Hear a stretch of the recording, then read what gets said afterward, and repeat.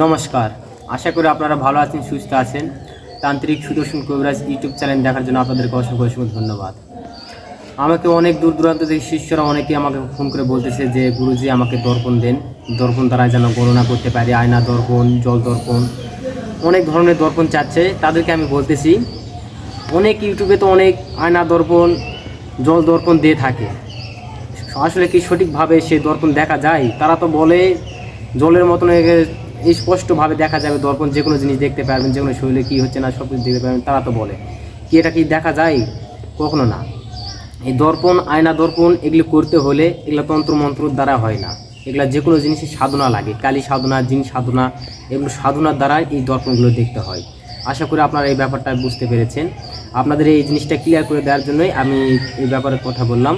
কারণ দর্পণ এমনিতে কোনো দর্পণ হয় না, কারণ কোনো জিনিস সাধনা ছাড়া কোনো দর্পণ এগুলো দেখা যায় না। আয়না দর্পণ বলেন, পান দর্পণ বলেন, যে কোনো দর্পণ দ্বারাই, তন্ত্রমন্ত্র দ্বারা দর্পণ যদি দেখা যেত তাহলে সবাই ইউটিউবে তো বলে, কে কটা ইউটিউবে দর্পণ এগুলো দেখাতে পারে? এগুলো আগে জিনিস সাধন করতে হবে, তারপর দর্পণ করুন। ওই জিনিসের দ্বারাই আপনারা দর্পণ দেখতে পারবেন। দর্পণ জিনিস অত সস্তা না, আর কবিরাজি জিনিস অত সস্তা না। যাই হোক, আজকে আমাদের মাঝে যে বিদ্যাটি দেবো, এই বিদ্যাটি হচ্ছে, দেখা যাচ্ছে অধিকাংশ মানুষের মাছ খেতে গেলে, মাছ ভাত খেতে গেলে, মাছ খেতে গেলে দেখা যাচ্ছে গলাতে মাছের কাঁটা আটকে যায়। এই মাছের গলাতে কাঁটা আটকে গেলে এই মন্ত্র দ্বারা আপনারা মাছের কাঁটাটি গলা থেকে সরাই দিতে পারবেন এবং নামিয়ে দিতে পারবেন। এটা বহু পরীক্ষিত, আপনারা করুন, অবশ্যই কাজের রেজাল্ট পাবেন। দেখা যাচ্ছে নিয়মবিধি আমি বলে দিচ্ছি, মন্ত্র আমি ভিডিও লাস্টে দিয়ে দেবো এবং মুখও বলে দেবো।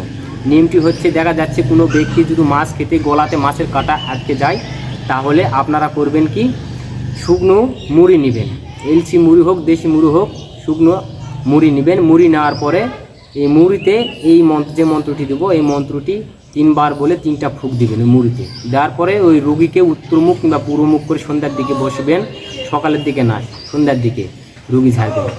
এই মন্ত্রটি করে 3 বার মন্ত্রপুত করে মুড়িটি মন্ত্রপুত করে নেওয়ার পরে ওই রুগীকে একটা গামছা বা যে কোনো একটা পাত্রে মুড়িটি দিয়ে পূর্বমুখ বসিয়ে আপনারা ওই রুগীকে মুড়ি খেতে দিবেন। আর রুগীর পিছন দিকে বসে আপনারা পিঠেতে থাবা দিবেন, একবার মন্ত্র বলবেন আর একটা করে থাবা দিবেন, দিয়ে একটা করে ফু দেবেন।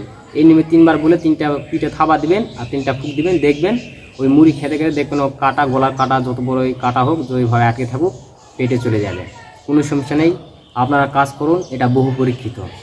আর আপনাদের বলতেছি, আমাকে দিনে কখনো ফোন দিবে না, আমার শিষ্য সাবির যেই হোক, দিনে তো কখনো ফোন দিবে না। আপনারা রাতের 8টার দিকে ফোন করবেন, আমি সবসময় তখন ফ্রি থাকি, দিনেতে আমি ব্যস্ত। এই কারণে আপনাদের হাত জোর করে বলতেছি, দিনে আপনারা কখনো ফোন দিবেন না। আর ভিডিওটি যদি ভালো লাগে তাহলে অবশ্যই একটা লাইক করবেন। আর আমার তান্ত্রিক সুদর্শন কবিরাজ ইউটিউব চ্যানেল নতুন হয়ে থাকলে অবশ্যই আমার ইউটিউব চ্যানেলটিকে সাবস্ক্রাইব করবেন। আর আপনার মতামত কি তা কমেন্টে অবশ্যই জানাবেন। আজ এই পর্যন্তই, আপনারা ভালো থাকুন, সুস্থ থাকুন, দেখা হচ্ছে আবার কোনো নতুন ভিডিওতে।